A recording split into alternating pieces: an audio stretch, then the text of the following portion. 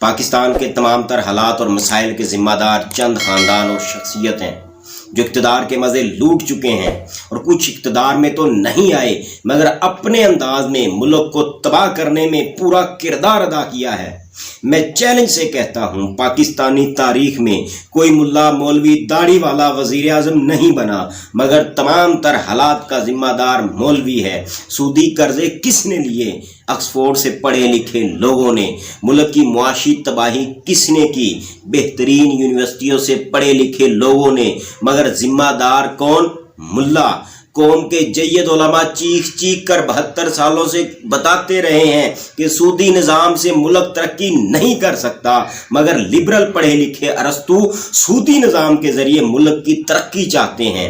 کسی وزیر اعظم نے تاریخ میں یہ کہا ہو کہ ہم بھوکے مر جائیں گے مگر عیاشی کے لیے سودی قرضے نہیں لیں گے۔ اللہ کے خلاف اعلان جنگ کس نے کیا؟